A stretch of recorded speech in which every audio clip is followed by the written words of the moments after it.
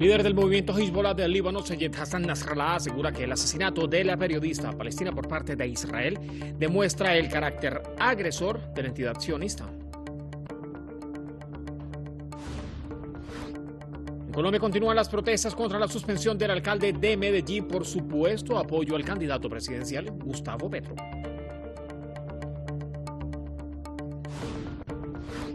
El presidente mexicano reitera su rechazo a la intención de Estados Unidos de excluir a países latinos de la próxima cumbre de las Américas.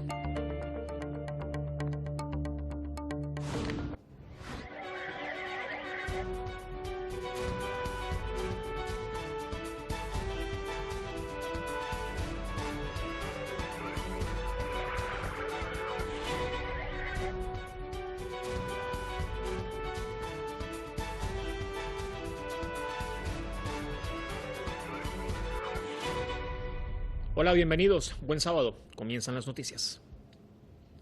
Palestina ha enterrado a la periodista Shirin Abu Akleh, un funeral en que se han registrado además enfrentamientos con fuerzas israelíes. Desde el Líbano, el secretario general de Hezbollah ha asegurado que el asesinato a manos de las fuerzas de la ocupación demuestra el carácter agresor de la entidad sionista. Acá está el informe.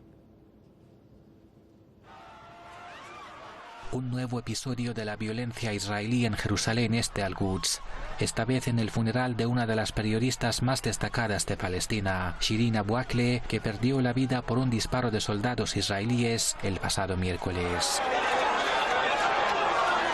Durante los últimos 25 años, Shirin Abu Akleh había estado participando en funerales como este para hacer llegar al mundo el profundo dolor de los padres y familiares palestinos que enterraban a sus seres queridos asesinados a manos de fuerzas israelíes. Este viernes le tocó a ella narrar, aunque de otra manera, la magnitud de los crímenes de la ocupación israelí. Vinimos aquí para participar en el funeral de Shirin Abu Akleh, la periodista con la que crecimos con sus reportajes. Era importante asistir a este funeral para hacer oír nuestra voz y mostrar nuestra unidad independientemente de las afiliaciones religiosas y políticas. Abu Akleh perdió la vida por un disparo israelí en la cabeza mientras cubría una redada de las fuerzas de Tel Aviv en el norte de Cisjordania. Los periodistas que estaban con ella, incluido uno que resultó herido de bala, dijeron que las fuerzas israelíes les dispararon a pesar de que eran claramente identificables como periodistas. Todos la respetamos, la conocemos por su objetividad y su profesionalismo. Venimos aquí a participar porque pensamos que ella merece este gran funeral en todas las ciudades del mundo, especialmente en Al-Quds, siendo ella una residente de esta ciudad. Su asesinato ha provocado la reacción de varios países y figuras del mundo. Desde el Líbano, el secretario general de Hezbollah, Sayed Hassan Nasrallah, condenó el incidente, asegurando que este crimen demuestra el carácter atroz de la entidad israelí. Esta es la realidad del enemigo israelí. Esta es su naturaleza salvaje e irreparable, desde la masacre de Deir Yassin hasta todas las masacres que cometió en Palestina y las que cometió en el Líbano, como la de Cana y Somor u otras en Egipto. Esta es su identidad, la brutalidad, el dominio, el racismo y el derramamiento de sangre. Por su parte, Qatar, dueño de Al Jazeera, canal en la que trabajaba Abu Akleh, denunció en un comunicado que el asesinato de la periodista es una violación de las leyes internacionales y un ataque a la libertad de prensa. De igual manera, exigió que los responsables de este crimen rindan cuentas. Bahit Jodadadi, Spantav Noticias. Mientras tanto, cada vez se unen más voces para repudiar el expansionismo de Israel. Ahora, 15 países europeos han instado al régimen a abandonar su nuevo plan para construir más de 4.400 viviendas ilegales en asentamientos en la ocupada Cisjordania. Mediante un comunicado, cancilleres europeos han denunciado que la colonización es una flagrante violación del derecho internacional y un obstáculo para el establecimiento de una paz justa, amplia y sobre todo duradera entre israelíes y palestinos. Además, advierten que la nueva aprobación de Israel constituye un obstáculo adicional para la solución de dos estados. Exigen el cese de las demoliciones y desalojos forzados de los palestinos en la ocupada Cisjordania. Ahora bien, al menos 5 personas han muerto, entre ellas un civil, en ataques aéreos ejecutados por el régimen de Israel en Siria. Aviones israelíes de guerra han lanzado al menos 8 misiles contra posiciones en la zona de Mashiaf, en la provincia central de Hamá. 7 personas han resultado heridas. Desde el inicio del conflicto sirio, en 2011, el régimen de Israel ha realizado centenares de ataques aéreos. Damasco denuncia que las arremetidas tienen como objetivo evitar el avance del ejército contra terroristas que operan en ese país. Los ministros de Relaciones Exteriores del G7 prometen ampliar las sanciones económicas contra Rusia por su operación en Ucrania, dirigiéndolas a sectores en los que Moscú es particularmente dependiente. Así, las 7 grandes potencias industrializadas del planeta quieren acelerar sus esfuerzos para poner fin a su dependencia de la energía rusa, según el comunicado final publicado tras esta reunión celebrada en el norte de Alemania. Mientras tanto, Rusia ha asegurado en reiteradas oportunidades que consideraría como un acto de guerra tanto las sanciones de Occidente como su envío de armas a Ucrania. En medio de este panorama, el presidente de Turquía, Recep Tayyip Erdogan, se ha pronunciado en contra de la adhesión de Suecia y Finlandia a la OTAN y considera que Escandinavia es una casa de invitados para el terrorismo. Seguimos los acontecimientos en Suecia y Finlandia, pero no tenemos una opinión positiva al respecto, porque nuestras anteriores administraciones cometieron un error sobre Grecia en la OTAN y ya saben la actitud que tomó luego Grecia contra Turquía. Como Turquía, no queremos repetir errores similares. Además, los países escandinavos son casas de huéspedes de organizaciones terroristas. Reacción de Turquía a las declaraciones del presidente finlandés sobre planes de ingresar en la OTAN y la expectativa de que Suecia siga sus pasos. Ahora bien, para que un Estado pueda unirse a la Organización del Tratado del Atlántico Norte es necesario el visto bueno de sus 30 miembros actuales. Rusia, en medio de todo esto, ha reiterado que no tolerará la expansión militar de la OTAN en la región y amenaza con una dura respuesta. Medio centenar de congresistas colombianos y dirigentes de movimientos de izquierda, además de la coalición Pacto Histórico, han enviado una carta a la Comisión Interamericana de Derechos Humanos en la que piden garantías para la seguridad de los candidatos de esta coalición a la presidencia y a la vicepresidencia. Hablamos de Gustavo Petro y Francia Márquez. A 2 semanas de las elecciones presidenciales en Colombia, más de 50 congresistas y dirigentes de la campaña del Pacto Histórico pidieron garantías a la Comisión Interamericana de Derechos Humanos para su fórmula presidencial integrada por Gustavo Petro y Francia Márquez. Hemos dirigido una misiva a la Comisión Interamericana de Derechos Humanos, dando cuenta del compendio de persecuciones, amenazas, ausencia de garantías para la seguridad tanto de Gustavo Petro como de Francia Márquez, candidata vicepresidencial. Le pedimos a la Comisión Interamericana que haga seguimiento de esta grave situación. En la misiva también alertan sobre el peligro de que el presidente Iván Duque y otros altos oficiales del ejército hayan confrontado abiertamente a Petro y sus propuestas.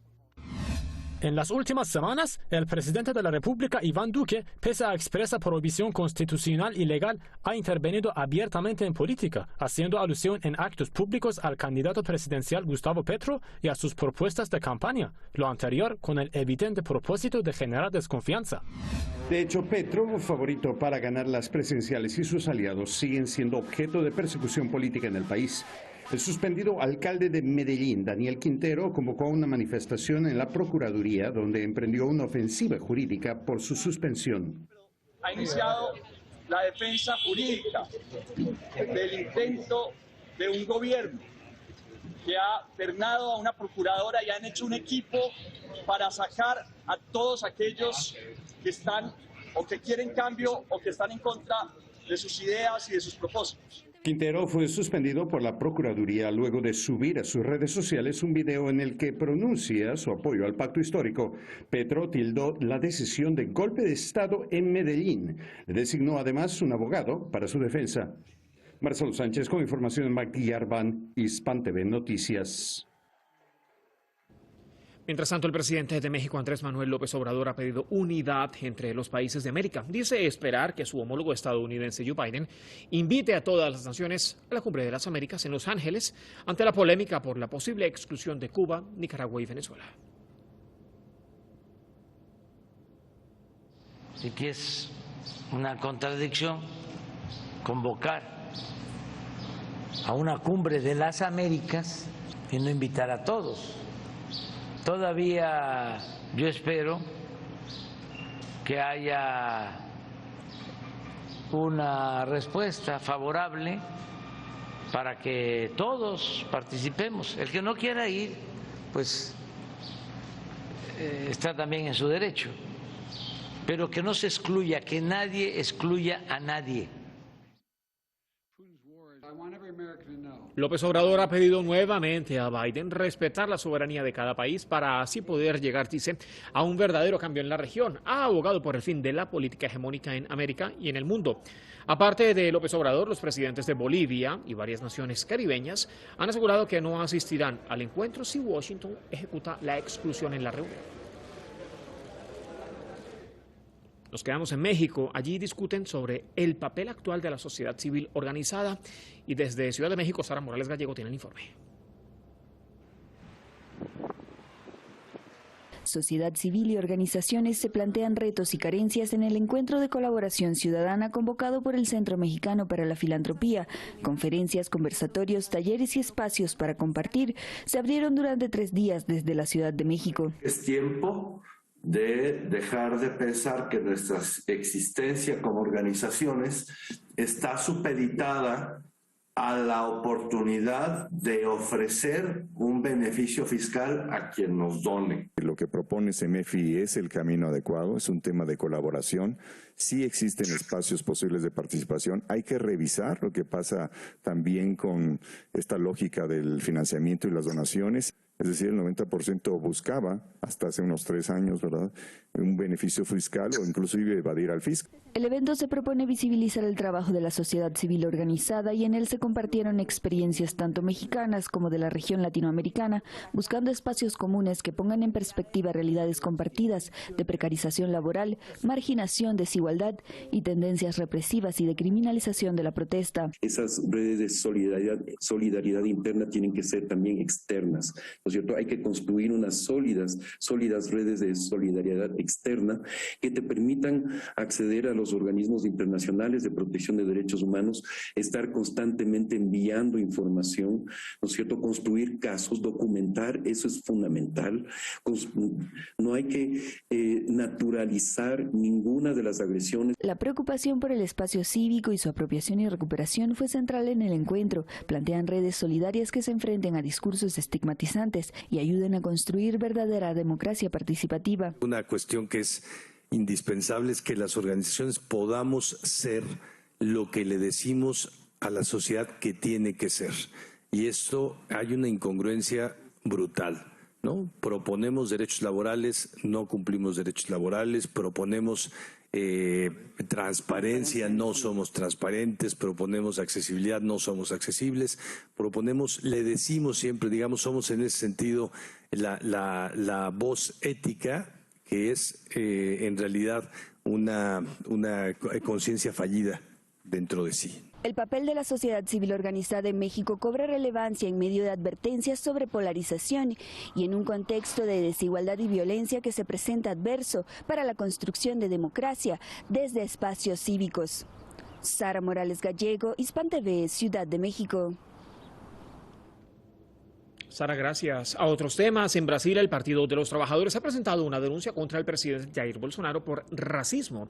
Según el diputado Paulo Teixeira, la organización política presenta la acusación ante la Corte Suprema. Denuncia que plantea que Bolsonaro ha hecho un uso reiterado de una unidad de medida para identificar a las personas afros. Una unidad que es empleada para determinar el pesaje del ganado vacuno y porcino y también de cereales. Además, Teixeira reitera que la acción denota la verdadera intención de discriminarlas por motivos de color y ofende a toda una colectividad. Asegura que Bolsonaro ignora los derechos de la población negra brasileña al tiempo que se vanagloria de ofenderlos. Pasando por cafeterías, casas y centros comerciales, más de 7.000 fichas de dominó han caído en cascada a lo largo de la ciudad de Norwich, en el este de Inglaterra. Imágenes de referencia, marcamos la pausa, ya venimos.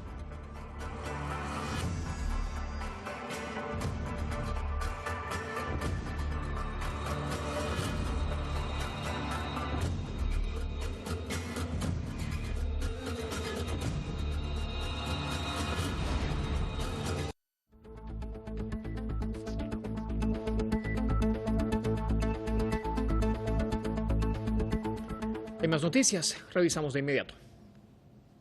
El alto representante de la Unión Europea para Asuntos Exteriores, Josep Borrell, asegura que los diálogos nucleares de Viena para levantar las sanciones contra Irán pueden retomarse después de 2 meses de pausa. Vamos a ver.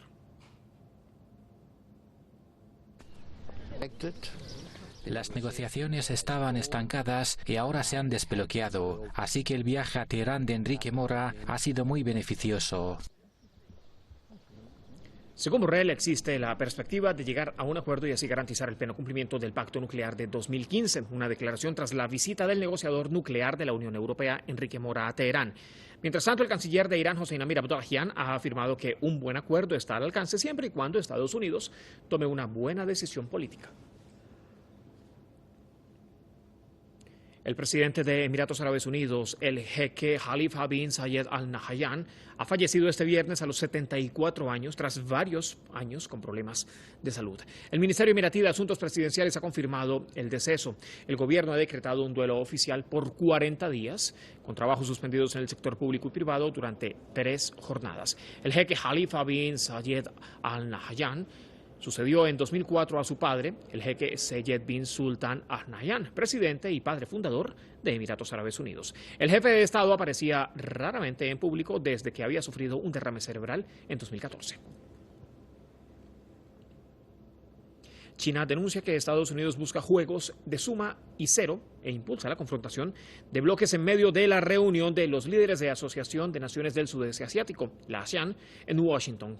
Es la reacción de la Cancillería china presentada por el portavoz Xiao Lian al marco económico del Indo-Pacífico propuesto por Estados Unidos. Lo tacha de un intento para atraer a los países del Sudeste Asiático para que se desvinculen de China.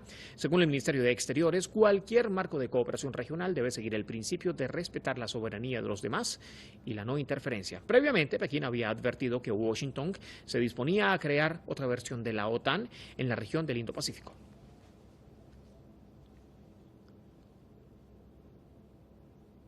No es lo único.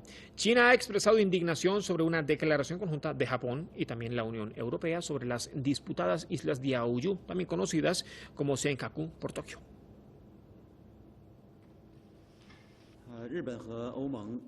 Japón y la Unión Europea exageraron las cuestiones relacionadas con China, difamaron al país, interfirieron en sus asuntos internos y provocaron una confrontación regional. China se opone firmemente a tal postura. El portavoz de la Cancillería china añadió que han presentado quejas ante las partes por la declaración conjunta publicada el jueves anterior. Se trata de un grupo de 8 islas e islotes deshabitados que yacen en el mar de China Oriental y cuya soberanía es reclamada tanto por China como por Japón. Las islas se encuentran cerca de vías marítimas estratégicas con rico potencial de pesca. Además, se estima y contienen yacimientos petrolíferos.